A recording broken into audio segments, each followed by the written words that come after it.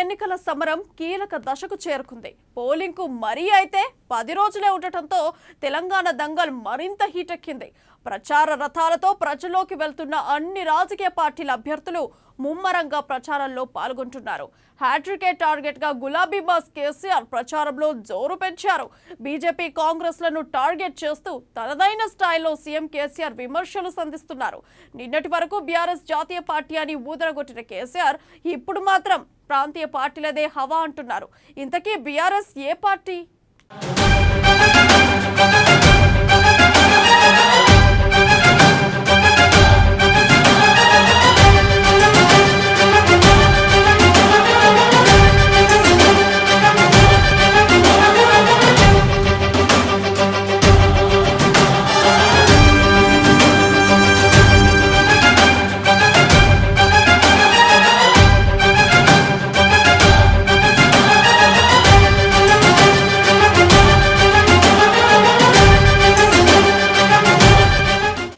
ఎన్నికల ప్రచారంలో కేసీఆర్ కొత్త రాగం.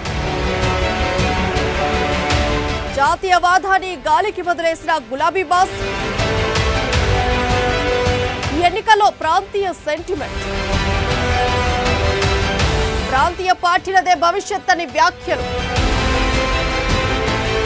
ఢిల్లీకి గులాబులు కావద్దని హెచ్చరికలు. పేరుకేమో బీఆర్ఎస్ జాతీయ పార్టీ. భారత రాష్ట్ర సమితి హోదా ఏమిటి? గందరగోళంలో బీఆర్ఎస్ కార్యకర్తలు. బీఆర్ఎస్ జాతీయ పార్టీనా ప్రాంతీయ పార్టీనా? తెలంగాణ సెంటిమెంట్ వర్కౌట్ అవుతుందా? తెలంగాణ ఇచ్చినా తెచ్చిన పార్టీగా ముందుకెళ్తున్న కాంగ్రెస్ జోరుతో కారు బాస్ బేజారు.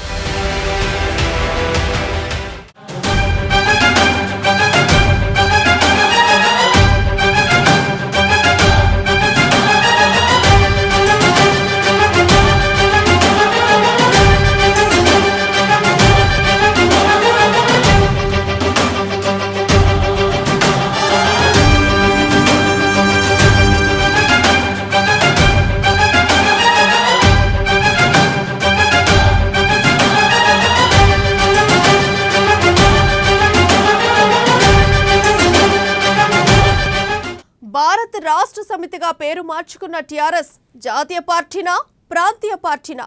జాతీయ రాజకీయాల్లో గుణాత్మక మార్పు తెస్తామని చెబుతూ టీఆర్ఎస్ ను బీఆర్ఎస్ గా మార్చారు సీఎం కేసీఆర్. తెలంగాణ సాధన కోసం పుట్టిన పార్టీగా తెలంగాణ ఆత్మను బీఆర్ఎస్ గా మార్చడంతో చంపుకున్నారని అప్పట్లోనే విమర్శలు వచ్చాయి. వాటిని బీఆర్ఎస్ నాయకత్వం కొట్టిపారేసింది. కానీ ప్రస్తుత అసెంబ్లీ ఎన్నికల్లో ప్రాంతీయ పార్టీ అధినేతగానే మాట్లాడుతుండటం ఆసక్తి రేపుతుంది.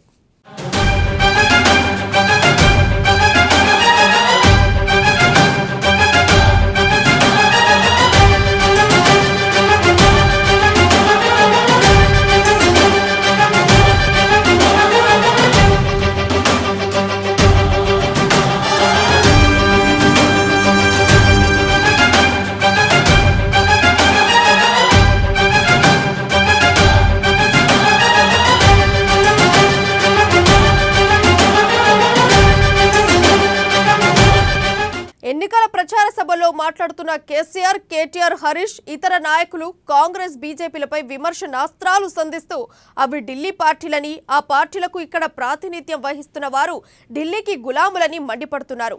మళ్ళీ తెలంగాణ వారికి గులాములుగా ఉండాలా? సీల్డ్ కవర్ సీఎంలు కావాలా? టూరిస్టులు కావాలా అని ప్రశ్నలు గుప్పిస్తుండటాన్ని పలువురు రాజకీయ విశ్లేషకులు ప్రస్తావిస్తున్నారు.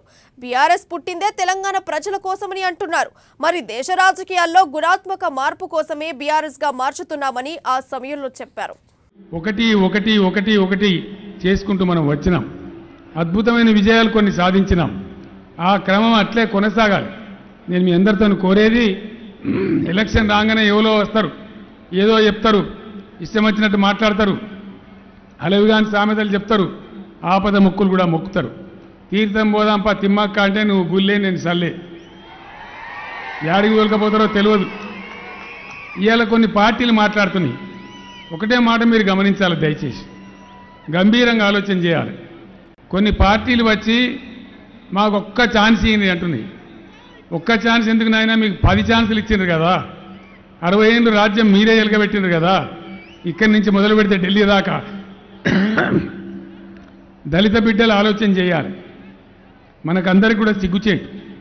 మన దళితులు పేదరికంలో మగ్గుతున్నారంటే 75 సంవత్సరాల స్వతంత్రం తర్వాత కూడా ఇంకా పేదరికం కమ్ముకొని ఉన్నదంటే దేశం మొత్తం కూడా సిగ్గుతో తలదించుకోవాలి. మనందరం కూడా బాధపడాలి.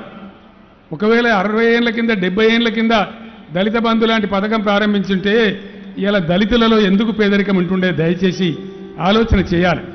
ఈ విధాన లోపం ఎవరిది? ఇలా ఎవరైతే ఒక్క ఛాన్స్ ఏమని అడుగుతున్నారో వాళ్ళకి 10 ఛాన్సులు ఇచ్చిండ్రు, 12 ఛాన్సులు ఇచ్చిండ్రు, వాళ్ళేం చెయ్యలే. కానీ ఇప్పటికీ తెలంగాణలో ప్రాంతీయ సెంటిమెంట్ మీదనే కారు పార్టీ నేతలు ఆధారపడుతున్నారు. ఢిల్లీ జాతీయ పార్టీలను నమ్మొద్దని వారే చెబుతున్నారు. ప్రాంతీయ పార్టీ అయిన బీఆర్ఎస్ నే గెలిపించాలని కోరుతున్నారు. ఈ వైరుధ్యాన్ని బీఆర్ఎస్ నాయకులు గుర్తించారో లేదో అని రాజకీయ పండితులు గుర్తు చేస్తున్నారు. బీఆర్ఎస్ లో కేసీఆర్ తర్వాత కీలక నాయకుడిగా భావించే కేటీఆర్, మంత్రి హరీష్ రావు ఉపన్యాసాలు సైతం అలానే ఉంటున్నాయని చెబుతున్నారు. నిజానికి వారు ఆ విషయం మర్చిపోవడం అనే కంటే ఉద్దేశపూర్వకంగానే ఎన్నికల్లో గెలిచేందుకు ప్రాంతీయ సెంటిమెంట్ ను ఉపయోగిస్తున్నారని పేర్కొంటున్నారు.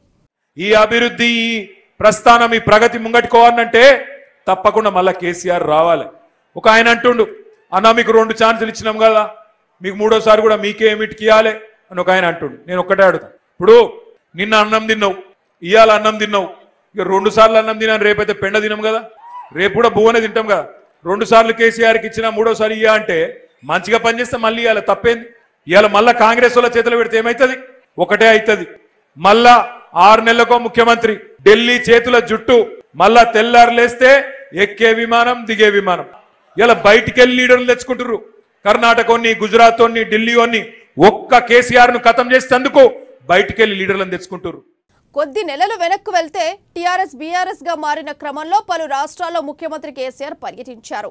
పంజాబ్, ఢిల్లీ, బీహార్, మహారాష్ట్ర, బెంగాల్, కర్ణాటక రాష్ట్రాలకు వెళ్లారు. అక్కడి అధికారంలో ఉన్న నేతలను, ప్రతిపక్ష నేతలను కలిశారు. జాతీయ స్థాయిలో చేయాల్సిన పనులపై చర్చించారు.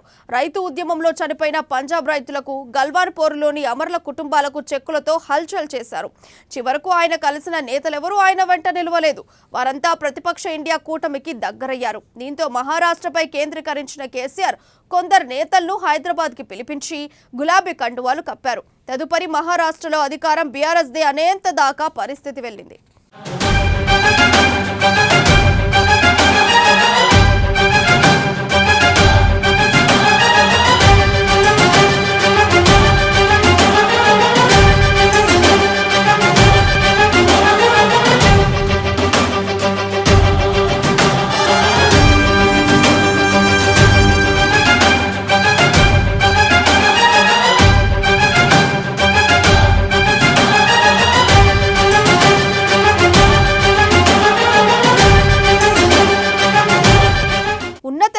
ఊడగొట్టిందే కాంగ్రెస్ అని కేసీఆర్ చెబుతున్నారు.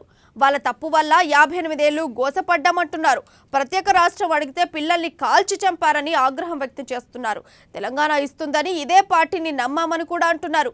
అయినా 15 ఏళ్లు తెలంగాణ ఇవ్వకుండా మోసం చేసిందని మండిపడుతున్నారు. అయితే ఏ ఒక్క దశలోనూ తెలంగాణకు మోసం చేసింది కాంగ్రెస్ పార్టీయే అన్న విషయం కేసీఆర్ కి గుర్తు రాలేదా? మోసం చేసిన పార్టీ న్యాయం చేస్తుందని భావించారా? తెలంగాణ ఇచ్చేదాకా కాంగ్రెస్ ను నమ్మిన టీఆర్ఎస్ ఇచ్చిన తర్వాత గత మోసాలను ఇప్పుడెందుకు లేవనెత్తుతుంది? అసలు కాంగ్రెస్ లేకుంటే తెలంగాణ సాధ్యమయ్యేదా? తెలంగాణ ఇచ్చింది, తెచ్చింది కాంగ్రెస్ పార్టీయేనని కేసీఆర్ పై కాంగ్రెస్ నాయకులు కన్నెర్ర చేస్తున్నారు. రాష్ట్రం తెచ్చుకున్నది నిధులు, నీళ్లు, నియామకాల కోసం.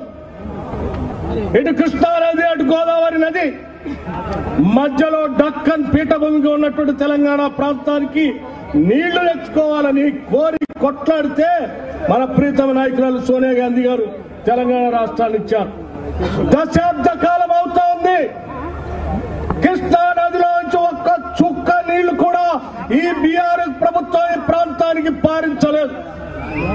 ఇక్కడ పారే ప్రతి చుక్క, అది జూరాల ప్రాజెక్టు కావచ్చు, నెట్టెంపాడు కావచ్చు, కోయల్ సాగర్ కావచ్చు, కల్వకుర్తి ఎత్తిపోతల పథకం కావచ్చు, భీమా కావచ్చు, శ్రీశైలం కావచ్చు, ఇవన్నీ ఆనాటి కాంగ్రెస్ ప్రభుత్వాలు కట్టి పారిస్తున్నటువంటి నీళ్లు తప్ప దశాబ్ద కాలంగా ఈ రాష్ట్ర ముఖ్యమంత్రి గాని ప్రభుత్వం కానీ ఒక్క చుక్క నీళ్లు కూడా ఈ ప్రాంతానికి తీసుకున్నారు. అందుకే ఏ నీళ్ల కోసం అయితే మనం ఈ రాష్ట్రాన్ని తెచ్చుకున్నామో ఆ నీళ్లు రానివ్వనటువంటి ప్రభుత్వాన్ని కృష్ణా నదిలో ముంచుదామని చెప్పి మీ అందరికీ విజ్ఞప్తి చేయడానికే వచ్చాము ఇక్కడికి. కాంగ్రెస్ కు 11 ఛాన్సులు ఇచ్చామని చెబుతున్న కేసీఆర్ కు అది ఉమ్మడి రాష్ట్రంలో సంగతేనని కాంగ్రెస్ నాయకులు గుర్తు చేశారు. ఉమ్మడి పాలనలోనూ తెలంగాణ కోసం గొంతెత్తింది తామేనని, ఉద్యమ కాలంలో క్రియాశీలకంగా వ్యవహరించిన సీనియర్ కాంగ్రెస్ నేత ఒకరంటున్నారు.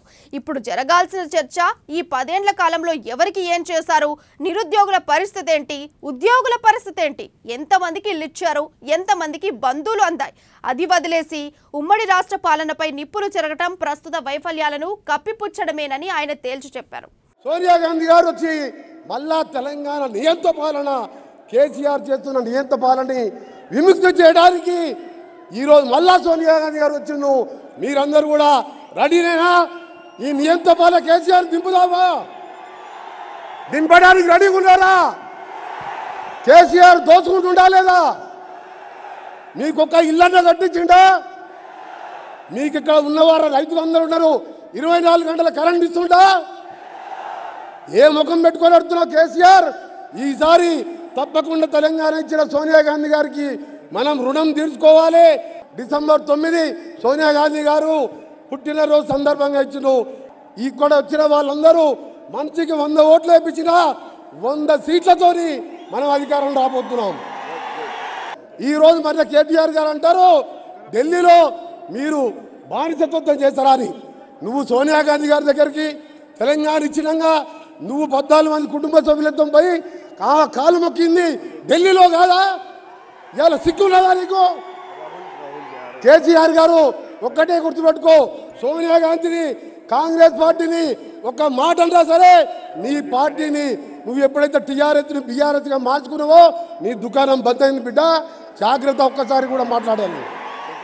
మొత్తంగా కేసీఆర్ కాంగ్రెస్ పార్టీని టార్గెట్ చేయడం తప్పితే 10 ఏళ్ల పాలనలో తెలంగాణ చేసింది ఇది అని స్పష్టంగా చెప్పలేకపోతున్నారు. దీంతో కారుబాస్ కళ్ళల్లో ఓటమి భయం స్పష్టంగా కనిపిస్తోందని ప్రజలు సైతం చెప్పుకుంటున్నారు.